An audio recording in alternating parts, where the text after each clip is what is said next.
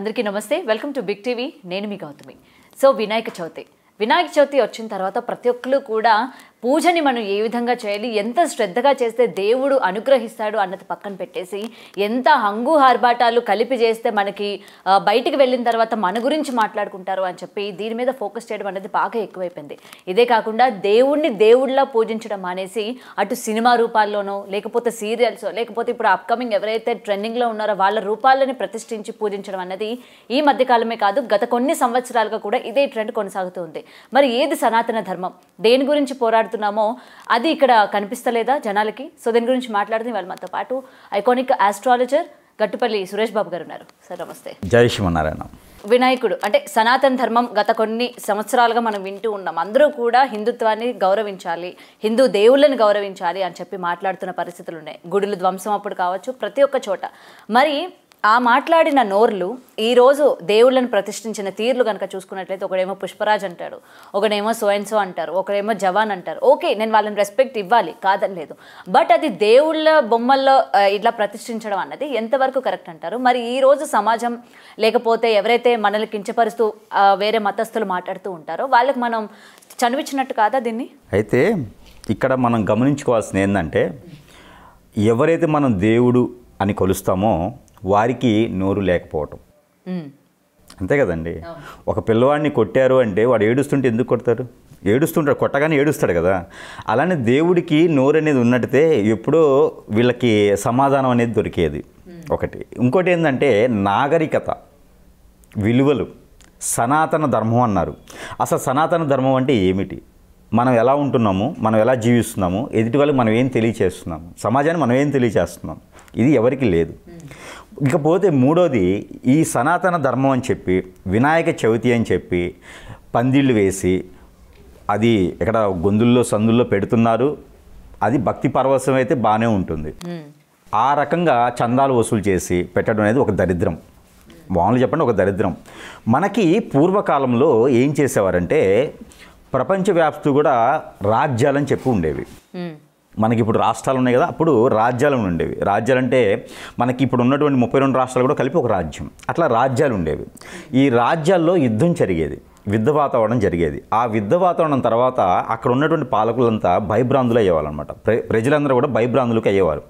ఆ రక్తం చూసి ఇప్పుడు మనకి పాకిస్తాన్కి భారతదేశానికి యుద్ధం జరిగినప్పుడు లేకపోతే వేరే దేశాల్లో యుద్ధం జరిగినప్పుడు మనకి ఆ టీవీలో చూస్తున్నప్పుడు మనకు అర్థమైంది, అబ్బా ఇంత బాగా ఇట్లా జరుగుతుంది అని చెప్పి బాధ వేస్తుంది మనకి. ఆ బాధ భయం పోయేందుకు ఇలాంటి ఒక ఆకారాన్ని సృష్టించి దేవుళ్ళుగా మలిసి ఒక విగ్రహాల రూపంగా చేసి అక్కన భజన బృందం పెట్టడము, ప్రసాదాలు పెట్టడము, ఆహ్లాదకరంగా మనసుకి ఆనందం కలిగింపి చేసేలాగా చేయటం, ఇలా చేసేవారు. అక్కడ మనం పవిత్రంగా చేస్తున్నాం కాబట్టి ఆ ప్రదేశాలు ఎక్కడైనా నెగిటివిటీ ఉంటే కూడా ఆ రస్తాలు రోడ్ల మీద కావచ్చు, మనకి ఎక్కడైనా సరే ప్రతిరోజు పూజించాలంటే అవ్వదు కాబట్టి ఏదో ఒక సందర్భంగా వినాయక చవితి ఉంది, లేదా శ్రీరామనవమి ఉంది, ఇలాగా అమ్మవారి పండుగలు కూడా చేస్తున్నారు ఈ మధ్యన. ఇలాగా భక్తి పారవశంతో ఉంటారు. ప్రజలందరూ కూడా బాగుండేందుకు చేసేటువంటి పద్ధతి ఉన్నది. ఆ తర్వాత కాలంలో ఈ పద్ధతి కాస్త విచ్చలవిడితనం అయిపోయింది. విచ్చలవిడితనం ఎట్లా అయిపోయిందంటే, ఇంకొక అతను పెట్టాడు, ఆపోజిట్ పార్టీ పెట్టారు, నాకు పడినోడు శత్రువు పెట్టేశాడు, వాళ్ళు 1 లక్ష రూపాయలు ఖర్చు పెడుతున్నారు, మనం పోటాపోటీగా 4 లక్షలు ఖర్చు పెట్టాలి. ఈ పోటీ తత్వం ఎక్కువైంది. ఈ పోటీ తత్వంలో రికార్డింగ్ డ్యాన్స్లు, పేకాట్లు, మందు బాబులు, ఇక దీనికి తగ్గట్టుగా గేమ్స్, ఇలాగా కొంతవరకు ఆహ్లాదకరంగా అయిపోయింది. ఇంకొక దరిద్రం ఏంటంటే, ఈ మధ్యన సినిమాలు రిలీజ్ అయినా ఏదైనా పొలిటీషియన్స్ పార్టీలో ఉన్నప్పటికీ ఆ భక్తి భావం తట్టుకోలేక ఎక్కువైపోయి వీళ్ళల్లోనూ వారి అవతారంతో విగ్రహాలు ప్రతిష్ఠించడం, ఇది అనేది అరాచకం కూడా కాదు. ఇది అసలు మన హిందూ ధర్మ దానికి అరాచకం చెప్పాలా, దీనికి లేకపోతే ఇంక వీరికి పోయే కాలం అని చెప్పాలా కూడా అర్థం కాదు. ఇంకోటి, మనం దేవుడిగా కొలుస్తాం, దేవుడిగా పూజిస్తాం. ఎవరిని? దేవుణ్ణి. ఆలయాల్లో దేవుణ్ణి, మరొకళ్ళు కూడా ఉంటారు. మన ఇంట్లో కాలం చేసిన పెద్దవారికి బాగా గమనించండి, మన ఇంట్లో కాలం చేసిన పెద్దవారికి కూడా దేవుడిగా భావించి మనం దండం పెట్టుకుంటాం. అవునా? బ్రతికున్నప్పుడైతే కాళ్ళకి దండం పెడతాం, కాలం చేసిన తర్వాత అయితే ముఖాన్ని దండం పెడతాం. ఇది మన ఆచారం హిందూ ధర్మ ప్రకారంగా. ఇప్పుడు బతుకున్న వాళ్ళ అవతారంతో దేవుడి విగ్రహాలు చేస్తుంటే అంటే పోయారనే, ఒకటి పోయారనే కదా అర్థం. ఒకటి. రెండోది ఆ అరాచకం ఎంతవరకు అంటే ఇప్పుడు వాళ్ళ మీద అభిమానం ఉంది, వారి మీద ఎలనైనటువంటి గౌరవం ఉంది, మర్యాదలు ఉన్నాయి, ఆప్యాయతలు ఉన్నాయి, ఇన్ని రకాలుగా ఉన్నప్పుడు డైరెక్ట్ మనుషులు ఉన్నారు కదా వారు. ఇప్పుడు ఆ సినిమా అవతారాలు వేసిన వారా లేకపోతే రాజకీయ నాయకులు వీళ్ళంతా ఉన్నారు కదా, బతికే ఉన్నప్పుడు డైరెక్ట్ వాళ్ళని తీసుకొచ్చి పేటేసి కూర్చోబెట్టి ఆ పాలాభిషేకం అర్చనల అభిషేకాలు ఏమేమి ఉంటే వారికే చేస్తే అయిపోతుంది కదా. ఇక మళ్ళీ దానికి ఒక విగ్రహం ఎందుకు లేదు? ఆ తలకాయ అంతవరకు తీసేసి ఆ తొండు ఉన్నటువంటి వినాయకుడికి ఎట్లయితే ఉన్నదో అది డైరెక్ట్గా పెట్టాలి. ఇలా విగ్రహ రూపం కాకుండా అవతార పురుషుడిగా కాకుండా అది తలకాయ తీసేసి ఆ ఏనుగుదో ఎలికదో తీసుకొచ్చి తలకాయ అంటిచ్చేసారనుకోండి, అప్పుడు ఇంక నిజంగా దేవుడు అయిపోతాడు కదా. ఇక మళ్ళీ ఇవన్నీ ఎందుకు అంటే రానున్న కాలంలో అది కూడా చేస్తారేమో, సందేహమే లేదు. రానున్న కాలంలో వీరికి పిచ్చి పెరిగిపోయేసి పిచ్చి ముదిరితే ఏదేం చేస్తారన్నట్టుగా ఉంటుంది. ఇంకొకటి ఉంది, ఇప్పుడు ప్రభువు ఉన్నారు, యేసు ప్రభు వారు ఉన్నారు. యేసు ప్రభు అవతారంతో ఎందుకు రాజకీయ నాయకుల్ని ఎందుకు సెలబ్రిటీస్ని పెట్టరు? ఎందుకంటే సిలువ వేయాలి కాబట్టి, దెబ్బ తగిలిద్ది కాబట్టి, అంతే కదా. వారి సిలువ అవతారం పెట్టారనుకోండి, సేల్ వేసి కొట్టాలి, ముఖానికి కొట్టి కాళ్ళ కొట్టి చేతులకు రెండు సేళ్ళు కొట్టాలి, అది ప్రమాదకరం అనమాట. నరకాసుడి రూపం ఎందుకు వేయరు? నరకాసుడు రాక్షసుడు కాబట్టి, అంతే కదా. వేస్తే నరకాసుడి రూపం కూడా వేయాలి కదా. నరకాసుడి రూపం వేసి ఆ బొమ్మలో పెట్టేసి కాల్ చేస్తే అయిపోతుంది, దరిద్రం పోద్ది కదా. అట్లా చేయరు వీళ్ళు, ఎందుకంటే వాళ్ళు యుగ పురుషులు కాదు కదా, వాళ్ళు దేవుళ్ళు కాదు. అంటే అక్కడ వర్తించింది ఇక్కడ దేవుళ్ళ దగ్గర వర్తిస్తారు అన్నమాట. అంటే వాళ్ళు నరకాసుడు అనగానే ఈ ప్రపంచ జనానికి ఏంటంటే నరకాసుడు రాక్షసుడు. అంటే జనాల్లో లేరు, మరి రాజకీయ నాయకుల్లో లేరు, సినిమా వాళ్ళలో లేరు, ఎందరో లేరు రాక్షసులు. ఇప్పుడు ఒకరు బాగుపడాలంటే ఇంకోళ్ళు ఎత్తిని చేపెట్టాల్సిందే కదా. మరి అదే కదండి. మరి వీళ్ళంతా నరకాసుల కింద ఇంకా ఘోరం కదా. వాస్తవం చెప్పాలంటే నరకాసుడు ఒక రాజు, నరకాసుడు ఒక ప్రపంచానికి స్థాయి చెప్పినవాడు, నరకాసుడే ఈ యొక్క యుద్ధ సామాగ్రి కనిపెట్టినవాడు. మరి అలాంటి నరకాసుడినేమో కాలుస్తున్నాము, అవతారం దేవుని అవతారం దేవేసి వీళ్ళనేమో పూజిస్తున్నాము. నా ఆలోచన ఏంటంటే అభిమానం ఉంటే ఉండొచ్చు, కానీ వారిని డైరెక్ట్ తీసుకొచ్చి ఒక పేటేసి కూర్చోబెట్టేసి ఆ అభిషేక అచ్చం లేదు వారికే చేస్తే అయిపోద్ది కదా. దేవుని కొబ్బరికాయ కొడతాం, వారిని ఎత్తుని కొడితే అయిపోద్ది, దరిద్రం పోద్ది కదా అని నా ఆలోచన. ఇది అంటే రానున్నటువంటి సంవత్సరాలు ఇది కూడా జరగవచ్చేమో. అంటే ప్రేక్షకులకి ఏంటంటే అది మ్యాక్సిమం తెలిసి ఉండకపోవచ్చు, అడ్వాన్స్ టెక్నాలజీగా నెక్స్ట్ ఏమో చేస్తారు. దేవునికి ఆల్రెడీ కొన్ని అవతారాలు ఉన్నాయి, 10-11 రకాల అవతారాలు ఉన్నాయి. ఈ 10 రకాల 11 రకాల అవతారాలు పాటించే ఈ 10 రకాల అవతారాలు పూజించడం ద్వారా ఒక్కొక్క అవతారానికి ఒక్కొక్క విధమైనటువంటి కోరికలు, ఒక్కొక్క విధమైనటువంటి దోషాలు తొలగుతాయి. ఇలాంటి దరిద్రులు అవతారాలు వేసుకొని పూజించడం ద్వారా వారికి ఆయుక్షణం, ఖచ్చితంగా ఆయుక్షణం, గండం వస్తుంది, ఆయుక్షణం వస్తుంది. ఎవరైతే చేపించారో డబ్బులు ఇచ్చేసి వారికి వస్తుంది, చేసిన వారికి వస్తుంది. ఇది ఖచ్చితంగా రానున్నటువంటి సంవత్సరం లోపే ఇది అనుభవించేదానికైతే ఉంటుంది. ఏదో ఒక విధంగా ఇంట్లో వాళ్ళకి బాగాలేపడమో, తనకి యాక్సిడెంట్ అవ్వటమో, ఏదో విధమైనటువంటి అంటే వైద్యానికి కూడా అర్థం కానటువంటి జబ్బులతో బాధపడిపోవడం, మంచాన్ని పడటం, ఆ డైరెక్ట్గా దేవుణ్ణి చూస్తాడు ఇంకెళ్ళి, నేను ఇలా ఉంటానరా బాబు అని దేవుడి దగ్గరికి తీసుకెళ్ళి ఆయన చూపిస్తాడనమాట. అవతారం అది కాదు ఇది అని చెప్పేసి. మనకు ఆల్రెడీ భూలోకంలో చాలా రకాల అవతారాలు ఉన్నాయి. కేసరి గణపతి ఉందనుకోండి, పెళ్ళిళ్ళు కాని వారు పూజిస్తే ఖచ్చితంగా పెళ్ళిళ్ళు అవుతాయి. ఈ దరిద్రుల గణపతి పూజిస్తే ఏమొస్తుంది? ఆవేశం, క్రోధం, ఆక్రోశం, కోరిక ఇలాంటివి వస్తాయి. కానీ ఇలాంటివన్నీ చూసినప్పుడు ఏదైతే దేవాలయ ధ్వంసమైనా లేకపోతే ఏదైనా మా ఆచారాలని సినిమాల్లోని ఒక పాటలో వెంకటేశ్వర స్వామిని వచ్చినా లేకపోతే ఒక పాటలో కించపరిచేటట్టు మాట్లాడిన వెంటనే అటు సమాజానికి సంబంధించిన వాళ్ళందరూ బయటకు వచ్చి మాట్లాడుతూ ఉంటారు. మరి దీని గురించి ఎందుకని ఎవ్వరు బయటికి రారు, ఎవరు ప్రశ్నించరు, ఎవరు మాట్లాడరు, ఎందుకని? ఖచ్చితంగా దీని గురించి చెప్తా. దీనికన్నా ముందు ఒక మాట, మన ఇంట్లో ఆడపిల్లలు మగపిల్లలు ఉంటారు. చిన్న వయసులో ఉన్నప్పుడు జుబ్బాలేసి తిప్పుతాం, 6 నెలలు సంవత్సరం లోపు అయితే. సంవత్సరం దాటిన తర్వాత డ్రెస్ అనేది ఖచ్చితంగా పవిత్రంగా ఈ రోజుల్లో ఉన్నటువంటి జనాలు అయితే వదిలేసేయండి. వీరే డబ్బులు ఇచ్చి చెడగొడుతున్నారు. మా అమ్మాయి ఒక చేయి ఉన్నది వేసుకుంటే ఒక చేయి లేకుండా వేసుకుంటే ప్రాషన్ అని చెప్తుంది, అదే ఉంటుందని చెప్పేసి 3/4 కూడా మర్చిపోయారు. ఇప్పుడు 3/2 ఉన్నిద్ది, 3/1 కూడా చేస్తున్నారు ఈ మధ్యన. ఇది మన ఇంట్లో మన ముందు తిరిగేటువంటి పిల్లలు అలాంటి డ్రెస్సులు వేసుకొని మన కళ్ళ ముందు తిరుగుతుంటే ఒక్కొక్కరికి ఎవరికైనా దరిద్రులకి అయితే బాగుంటుందేమో, కానీ సనాతన ధర్మంలో పాటించే వారికి ఎలా ఉంటుంది? అది ఒకటి. రెండోది, ఆ పిల్ల ఎవరైతే ఆడపిల్ల ఉన్నారో 12-13 సంవత్సరాలు వచ్చిన తర్వాత ఆవిడకంటూ ఒక ఆడపిల్ల అని తెలిసిన తర్వాత, ఒక స్త్రీగా మారిన తర్వాత అలాంటి ఆవభావాలు ఉన్నటువంటి డ్రెస్సెస్ వేసుకొని బయటికి వెళ్ళడం ద్వారా ఎదుటి వాళ్ళ దృష్టిలో ఎలా పడుతుంది? ఒక అమ్మాయి అంటే, ఒక స్త్రీ అంటే అమ్మవారితో సమానం. అలాంటి స్త్రీ ఇలాంటి మోడర్న్ డ్రెస్సెస్ వేసుకొని బయటికి వెళ్ళడం ద్వారా, హిందూ సమాజం గురించి మాట్లాడుకుందాం, బయటికి వెళ్ళడం ద్వారా ఎలా కనబడుతుంది ఎదురు వాళ్ళ కళ్ళలో? మంచి వాళ్ళకు కూడా, ధ్యానం చేసేటువంటి వాళ్ళకు కూడా మైండ్ అనేది చలించిపోతుంది. అవునా కాదా? కళ్ళు చెడ్డవి, చెవులు చెడ్డవి, మన నోరు ఇంతగా చెడ్డది.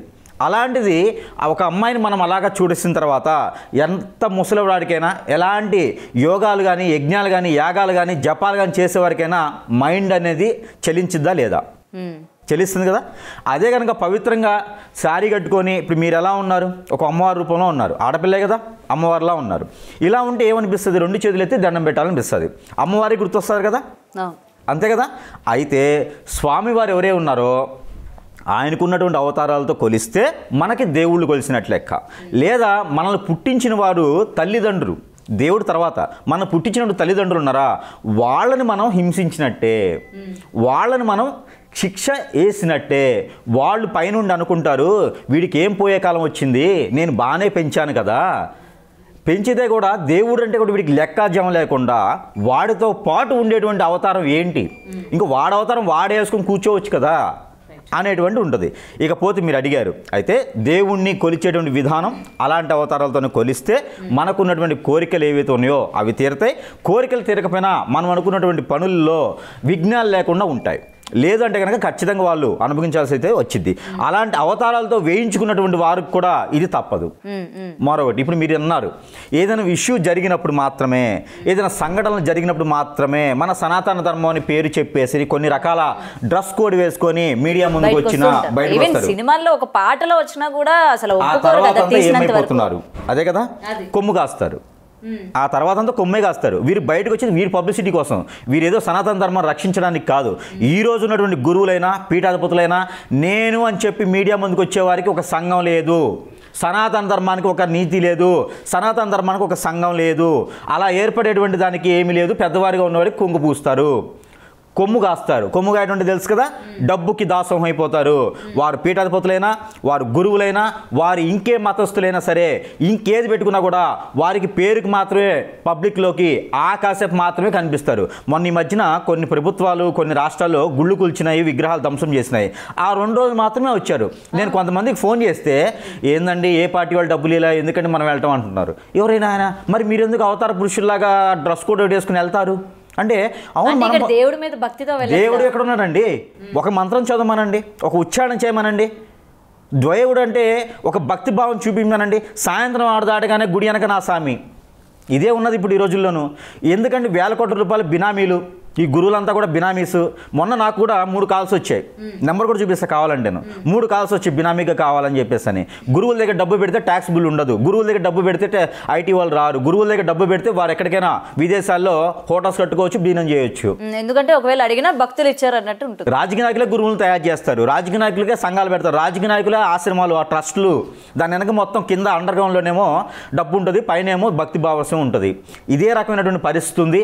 ప్రభుత్వాలు కాదు మారాల్సింది, మానవులు మారాలి, మనుషులు మారాలి. మనుషులు మారితేనే ఇలాంటి వారికి విలువ అనేది లేకుండా చేయాలి. ఒక పీఠాధిపతులు ఉంటారండి, ఆ పీఠాధిపతి ఏం చెప్తాడో ఆయనకే తెలియదు. పొద్దున్నే మందు అవుతాడు, మధ్యాహ్నం మందు అంటాడు, సాయంత్రం మందు అంటాడు, మళ్ళీ భక్తి భారంతో ఒక కర్ర తీసుకొని నిలబడతాడు. ఆయన పీఠాధిపతి ఎంతమంది బయటకు వచ్చి ఉన్నారు, వాళ్ళ నిజ స్వరూపం ఏంటి అనేది ప్రజలకి తెలియజేస్తున్నారు. ప్రజలు ఇంకా నమ్మని పరిస్థితులు కనిపిస్తూ ఉంటాయి. ప్రజలు నమ్ముతున్నారండి.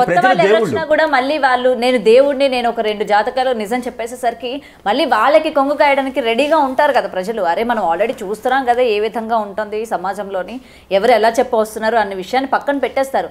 ఆ వీడు అతనిలా కాదులే, ఇతన్ని నమ్మొచ్చు అన్నట్టు మళ్ళీ వెంటనే వాళ్ళు షిఫ్ట్ అయిపోతూ ఉంటారు కదా. మరి ఇక్కడ ఏమవుద్దంటే, మన పూర్వీకులు మాకు చెప్పినటువంటి విషయం ఏంటంటే, సత్యసాయిబాబా గారు ఉన్నారు, షిరిడి సాయిబాబా గారు ఉన్నారు, అలానే యేసుప్రభు గారు ఉన్నారు, అలానే మన దత్తాత్రేయ స్వామి ఉన్నారు, సాయిబాబా ఉన్నారు. ఇలాగ గురువులు చెప్పుకుంటూ పోతే రాఘవేంద్ర స్వామి ఉన్నారు, అలానే గణపతి సచ్చిదానంద గారు ఉన్నారు. ఇలా చెప్పుకుంటూ పోతే వీరంతా గురువులు. ఒకప్పుడు గురువులీలు. తర్వాత మనకి ఇంకా చెప్పుకుంటూ పోతే చాలామంది ఉన్నారు గురువులు. ఈ గురువులందరూ కూడా ఒకప్పుడు వచ్చి ఏం చేశారంటే, చెడు ఉన్న దగ్గర మంచి చెప్పి వారికి ఉపదేశం చేసి ఏదైనా కార్యక్రమాలు కానీ ఏదైనా విషయాలు కానీ అక్కడ ఏదైనా వైరస్లు కానీ ఉంటే తీసేసి ఎలా బ్రతకాలి ఎలా జీవించాలి అని చెప్పేటువంటి వారు ఉన్నారు. స్వామి వివేకానంద గారు కావచ్చు, వారు ఇచ్చేటువంటి ఉపన్యాసం కావచ్చు, వారు చెప్పే మంచి వాక్యాలు కావచ్చు. జనాలు ఇలా కాదురా బాబు ఇలా ఉండాలి. ఈరోజు మనకి హెడ్ మాస్టర్ ఉంటారు, స్కూల్లో పంతులు ఉంటారు. ఈ రోజున వారందరూ కూడా మనకి ఏం చెప్తారంటే నీతి వాక్యాలు చెప్తారు. ఈ రోజుల్లో పంతులు అయితే అమ్మాయిని కలిచడం అబ్బాయి కలిచడం ఇవే ఉన్నాయి అనుకోండి.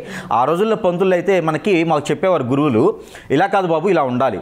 మేము దొంగతనం చేసినా ఇంకో పని చేసినా ఒక ఆడపిల్లని కదిలిచ్చినా లేదా ఒక మగ పిల్లోడిని కదిలిచ్చినా కూడా అమ్మ ఇలా కాదు ఇలా ఉండాలి, నాగరికత అంటే ఇది, బట్టలు ఇలా వేసుకురావాలి, ఇలా ఉండాలి, ఇలా ఉంటేనే చెప్పిన ఆ పాఠాలే రేపటి రోజున వాళ్ళ పిల్లలు చెప్తారు.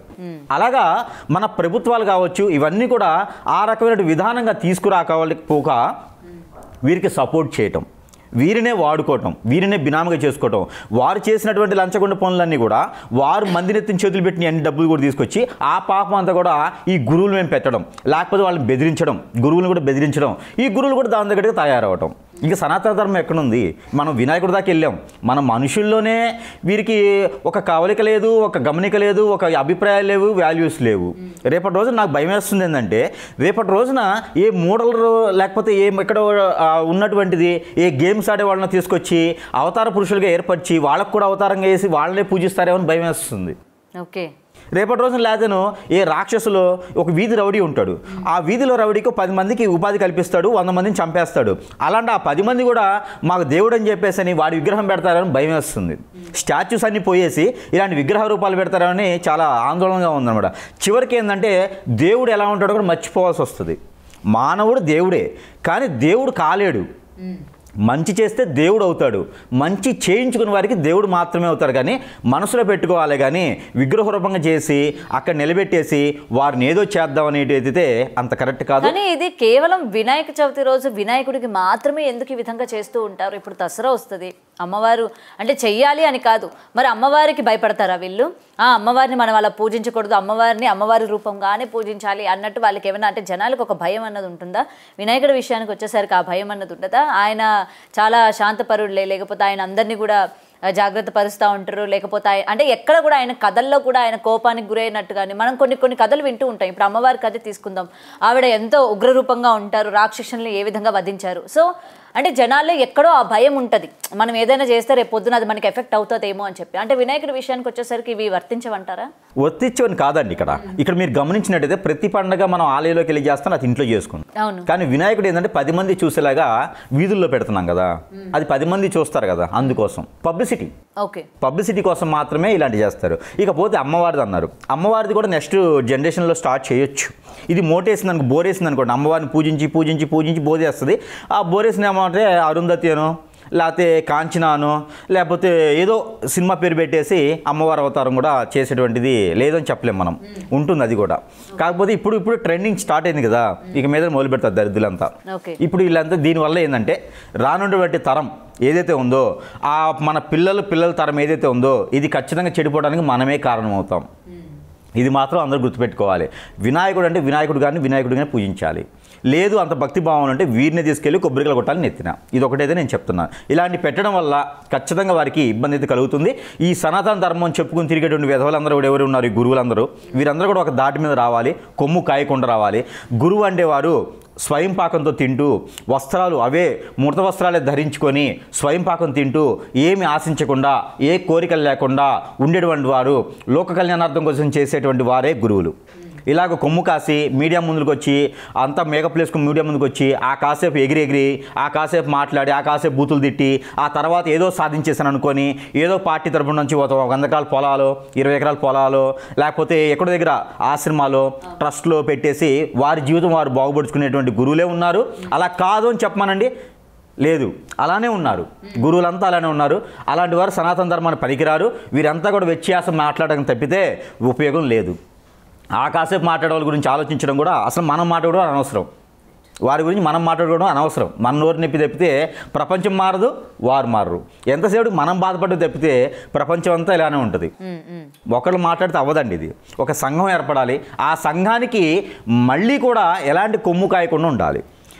ఈ రోజుల్లో ఏమైందంటే దీనికి ఆసరాగా తీసుకొని పార్టీ వాళ్ళు కావచ్చు, పొలిటీషియన్స్ కావచ్చు, వేరే ఇంకేదైనా ఉంటే కూడా వారు అథారిటీలో ఉండేసి బెదిరింపులు, మీరు అలా చేయకపోతే బెదిరింపు అనమాట. ఎలా బతుకుతారో ఎలా జీవిస్తారో నేను చూస్తా.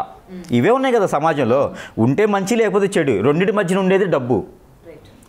దానితోనే ప్రపంచం ఏదైనా చేస్తుంది. కాకపోతే మనం వినాయకుడి గురించి మాట్లాడుకుంటున్నాం కాబట్టి వినాయకుడికి అలా పెట్టడం అనేది కరెక్ట్ కాదు. ఆయనకు ఉండేసి 9 అవతారాలు కాదు 11 అవతారాలు ఉన్నాయి. 11 అవతారాల్లో ఏ అవతారానికి సంబంధించి పూజించినా కూడా దానికి తగ్గటువంటి దోషాలు పోతాయి, దానికి తగ్గటువంటి పరివంశం జరుగుతుంది, దాని తగ్గ ఆహ్లాదకరంగా ఆనందంగా ఉండేదానికి ఉంటుంది. కాబట్టి ఇలాంటి దరిద్రం ఉన్నటువంటి సినిమాలో లేకపోతే పొలిటీషియన్స్ వేషాలు వేయడం అనేది దరిద్రం. అది అలా వేయకూడదు. దానివల్ల అపశగునమే కాదు, దానివల్ల ప్రాణ నష్టం, ధన నష్టం, దానివల్ల పదాల నష్టం, పదవులు కూడా నష్టం, దానివల్ల అన్నీ కూడా నష్టమే అవుతుంది. గండాలు ఖచ్చితంగా వస్తాయి. ఇప్పుడు మీరు గమనించండి, వారి అవతారంతో వినాయకుడు వేస్తారు. వినాయకుడికి పూజించి పూజించి పూజించి ఏం చేస్తాం? చివరిలో నిమజ్జనం చేస్తాం. ఇప్పుడు వాళ్ళని కూడా తీసుకెళ్ళి ఒక పెద్ద బండరాయి కట్టేసి నిమజ్జనం చేయాలి. లేదు అంటే ఏమైద్ది? ఇప్పుడు ఎక్కడికైతే వెళ్ళాలో ఆ అవతారం అనేది ఖచ్చితంగా నిమజ్జనం అయిపోతూ ఉంటుంది అనమాట. అది మనం అనకూడదు. రామరామ కృష్ణ కృష్ణ అంతే కదా, నారాయణ నారాయణ అనాలి. ఇది ఇంతకన్నా చెప్పే అవసరం అయితే లేదు. అలాంటి అవతారాలు ఉంటే ఇమీడియట్గా దాన్ని తొలగించుకుంటే చాలా మంచిది. Right, thank you sir. For more videos like this, subscribe Big TV channel.